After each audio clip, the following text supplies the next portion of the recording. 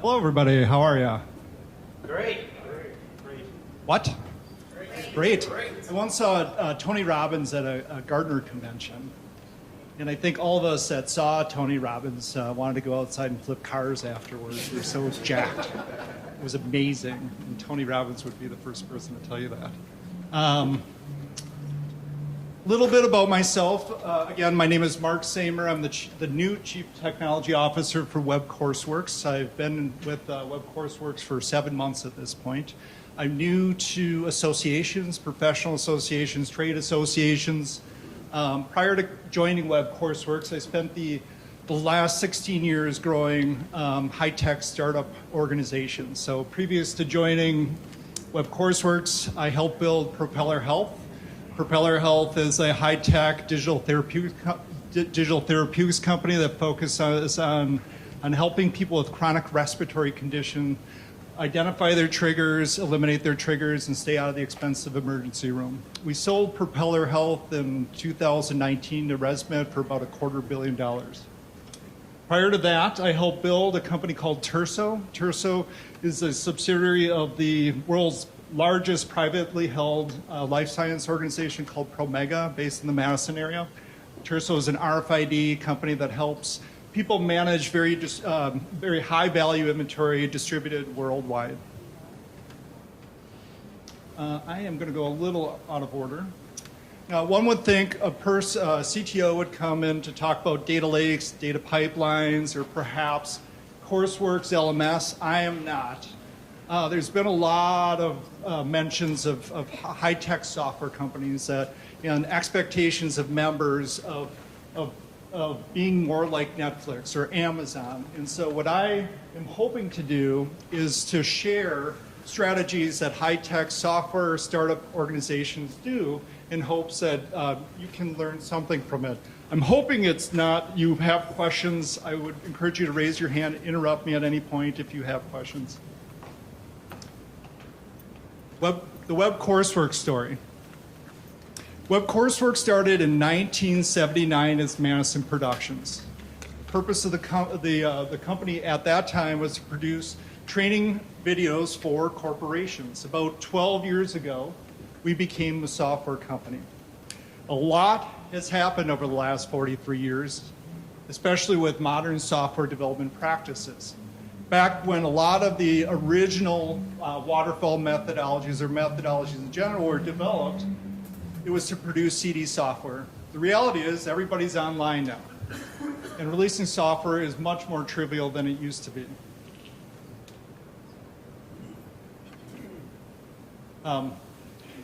However, so part of the story is this year, Web Courseworks started the endeavor of transformation to adopt many of these modern software development practices. So much of what I'm going to go through, Web Courseworks is going through this year and making major transformation. First thing I want to talk about is culture. And so I know associations tend to be mission-focused, mission-based, but one of the most important things you can do for an organization is express or write down your culture. I suppose I'd love to see you raise your hands if your organization has their culture expressed and written down in some way. Good. How many of you have integrated that into your processes, like your hiring process, your feedback process? That's brilliant. This is incredibly important for an organization. So one of my favorites, we at Web Courseworks, we went through the process to reimagine what our culture is. And so that work really began in July, finished in mid-August, and we have 7 principles. And so people at Web Courseworks know what we're about. It's our ethos. They know why it's important to our organization. They have examples of how they work every single day and how that fits. It's integrated into our hiring process. It's integrated into our feedback loops. Listen to Smokey Bear is my favorite of our 7 principles, and so it speaks to personal responsibility of preventing fires. Show of hands, how many organizations have employed Agile product development? Okay. I've heard Agile a lot today. How many people are actually practicing Agile product development? Actually, most companies that go down the journey or transformation to Agile, really only half adopt Agile. They are what I would describe as water sprint fall, where they get requirements at the beginning, and then maybe they're doing a weekly or bi-weekly development cycle, and at the end they're testing something significant. That is not Agile. And so if you were to ask 12 Agile experts, what is Agile, you would get 12 different answers. So this is my version of what Agile is. And so the history of Agile started in the 50s with NASA, when an engineer put something in the air, learned from it, came down, iterated on the idea, sent it back up, it failed, learned something, came down, rinse and repeat. And then back during the dot-com days, many companies formed overnight, and they had implemented methodologies at the time, which are referred to as waterfall. And most of those companies went out of business before they delivered any value to any user. And so there's a group of 10 people that got together in Utah that worked with highly successful companies, including Amazon at the time, to determine what is unique about these companies and what makes them different. What you're looking at is the Agile Manifesto, what came out of it. So if you're interested in what the Agile Manifesto is, I would recommend Googling it. You'll find or discover a site that looks like it was written in the 1990s. It was. And so I've highlighted, there are 4 tenets and 12 principles. And so I've highlighted the ones that get to the meat of people. And so individuals and interactions over process and tools, customer collaboration over contract negotiation. Here are the 12 principles. Business people and developers must work together daily throughout the project. Build projects around motivated individuals and give them the environment and support they need, and trust them to get the job done.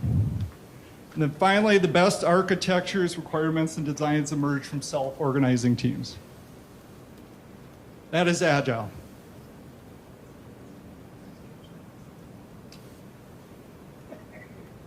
How many people use Spotify? Nice. I don't like it. Sorry. Spotify was made famous in around 2012 because they did an excellent job describing their culture for the world. And so Spotify gets credit for coming up with a common language of what highly successful modern software companies were doing at the time.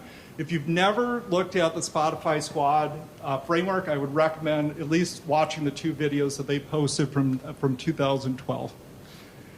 The other thing that Spotify and many high-tech organizations, including Amazon, including Apple, did was they understood the role of management wasn't to tell people what to do, but to create alignment, to empower them to do their jobs the best way they can. And so out of that came OKRs, or objectives and key results. How many people have heard of objectives and key results at this point? We'll talk afterwards, by the way. Nice. This is an image directly from the video from Spotify. And so the basic idea of the Spotify Squad model is you have people that work in functional teams. Spotify would call them chapters. You might call it an engineering team. You might call it a finance team. They call them chapters. And you put them together in a discrete cross-functional team referred to as a squad. And so this vertical team is referred to as a squad. That squad has a mission in life that supports the organization. In the area of software product development or web Courseworks, we have 5 squads. Each squad has a discrete mission in life. It's a product development squad. It has a product manager, a software engineer. It has somebody from our QA team. Some of them has CSMs that are members of it. And then at bigger organizations, which I've experienced with, you have supersets of these teams. And they originally were referred to as tribes. Now they're referred to as troops. At Web Courseworks, we've even taken a step further. Each of our squads has taken personal responsibility for 2 to 5 key results that support the objectives of the company.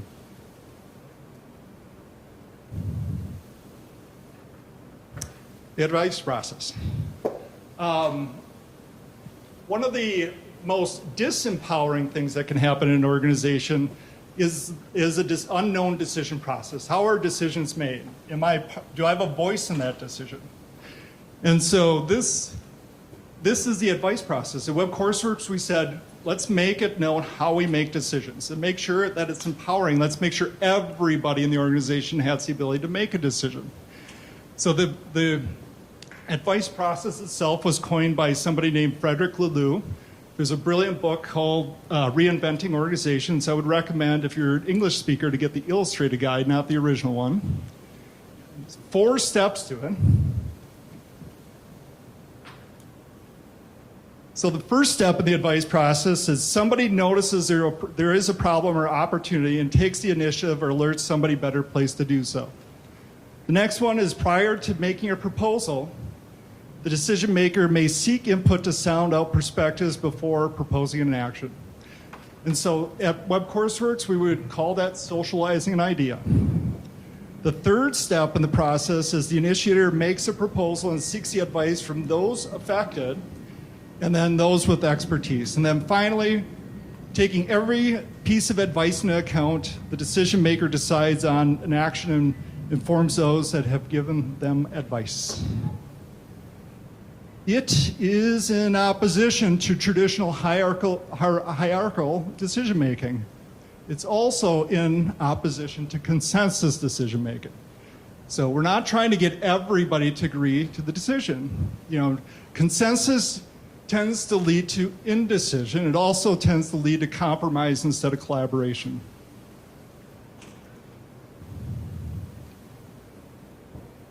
Are we on time? Okay. And then last, innovation is incredibly important. But to innovate as an organization, you need to make sure you provide a psychologically safe environment for people to take risks. And so this is one that I have a lot of experience in the 4 that I talked about before. This is one that I'm trying to become an expert at myself at the moment. So 5 strategies that have worked well for me in the past. First, probably most important, is to give people permission to fail. And then celebrate the ownership and learning from their mistakes. Second, actively solicit questions and advice. So we talked about the advice process. Crucial in that. And then also important is not everybody communicates the same way or provides advice the same way. And so it's incredibly important to provide different ways to communicate advice. So verbally, via written form, allow people to process what they heard and not have to do it in real time every time. It's important to help people understand why you're doing something. Tear down those information silos. And so the Spotify Squad organizational design is directly responsible for tearing down most of our information silos at Web Courseworks. And then finally, treat people like people, not resources. That is it. Does anybody have any questions?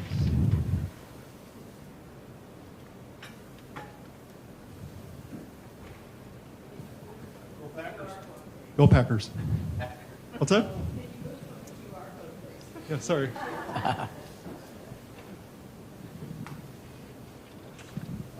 So Mark, early on in your presentation, you were asking us who does Agile or Waterfall, and then you said something like, a lot of companies do the Waterfall Agile process.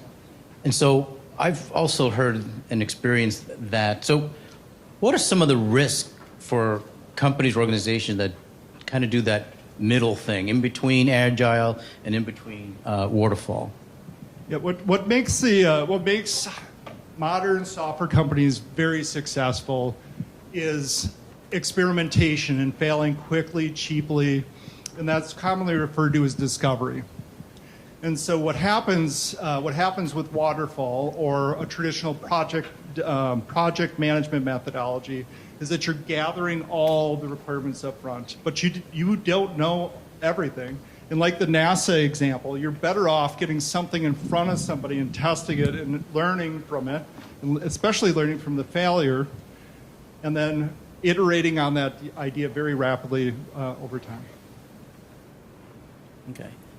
You know, one of the questions I was thinking about when I was listening to your presentation is all of the projects I know my team works on, there's this timeline element.